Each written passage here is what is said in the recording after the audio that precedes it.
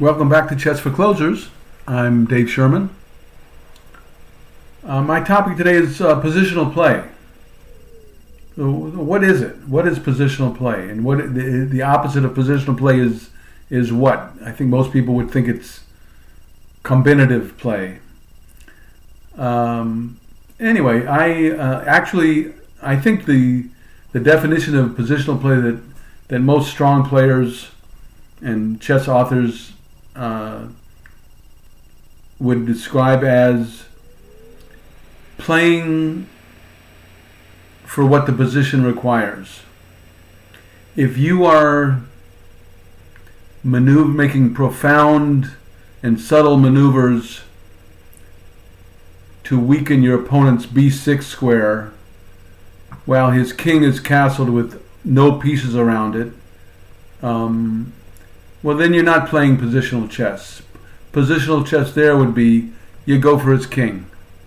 And if you have to sacrifice pieces, that's also positional play. I remember when I was a kid, positional play to me was you fianchetto the bishop. That showed real subtlety and a real deep understanding of chess. Anyone can put a bishop on queen's bishop 4, as we used to call it. But to play bishop to g2, that showed real character. I want to show you what Nimzovich has to say about it. He had a game he played against a fellow he described as a by no means weak amateur. And he described something in his position play in the center chapter which had a big impact on me because it was, I guess it wasn't counterintuitive, but it was just a way of thinking that I didn't think like that. And here was Nimzovich explaining this concept to me, anyway, so let me show you this game that Nimzovich played. Let's back it up here. Okay, so back and keep backing it up and keep backing it up. Okay, Aaron Nimzovich had white. He played the Scotch opening. Knight f3, knight c6, d4. Knight takes d4. His opponent played d6. His opponent is unnamed. Knight c3, knight f6, bishop e2, bishop e7. These are all pretty normal developing moves. Bishop e3, bishop d7. Now I guess black can play knight to g4 and try to pick off a bishop here. So Nimzovich played f3. Black castled. Queen to d2 for Nimzovich. a6 for the opponent, and now white castled queenside. And this by no means weak amateur played b5. And he looked up at Nimzovich and he said, now we're in for it. And Nimzovich said, I understood what he meant immediately. He was expecting Nimzovich, to play something like g4 followed by g5 or h4.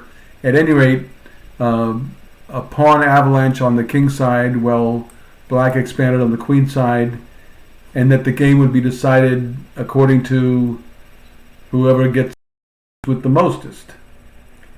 But au contraire, Nimzovich said, what actually happened was not g4, but knight to d5.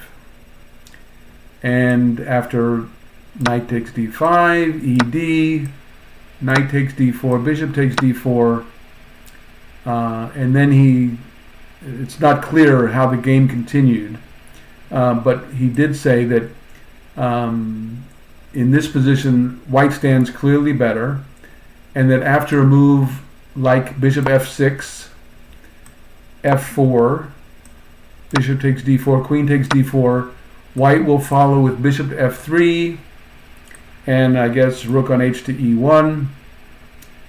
And white controls the center, is better, and also black's several pawn moves on the queen side bode ill for him in an endgame, if an endgame should arise. And the point there, of course, is sometimes when they talk about you push a pawn and some master comes that'll be a weakness for the endgame. What does that mean? Can you imagine all the rooks and the bishops gone and the queens, and white's king just marching up and taking a pawn on a6 or something? The a5 square is now undefended. It can never be defended. The a6 square, of course, is undefended. But if the pawns were back there, white's king could not just enter and start snapping pawns off. I don't want to say that anything brilliant happened in this game, but in the instinct of lower-rated players, castle queen side, the other guy's castle king side. Okay, play for mate. But knight to d5 by Nimzowitsch is not a play for mate kind of move.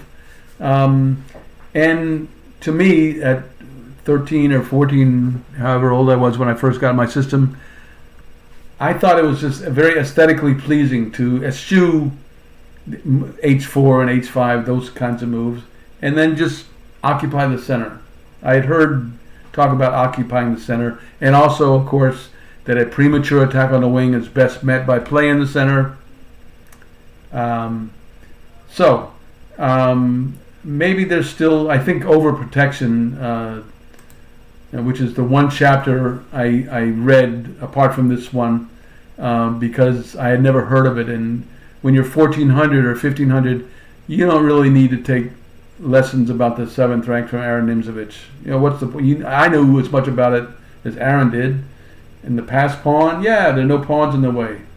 So I read Overprotection, and I remember, just as an aside, I won't go on forever on this, I overheard a conversation at a tournament once when I was a kid, and someone said, I'm playing Sherman in the next round. What should I play? What should I play? And I heard someone say, play the French defense against him. He always loses. And that is because I read the Overprotection chapter. And if you have my system, or if you run across it, you'll notice that in that chapter, most of the games are the advanced variation of the French defense. And this idea of defending the d4 square with all 4 of your bishops and all 3 of your knights, and those minor pieces thereby being imbued with great strength because of their very connection to the d4 square. I don't think people overprotect anymore. If they ever did, I guess they did in Nimzovich's day, but I suspect Magnus Carlsen never heard of overprotection. I'm curious about that myself. Anyway, so I would just say that there are some things in these old books that could be of value. I guess if you have a computer, all that is sort of baked in. But for people like me who sort of came too late to the computer age, I like to sit down with a book and go over stuff. Anyway, check out Aaron Nimzowitsch and check us out at Chess for Closers next time. See ya.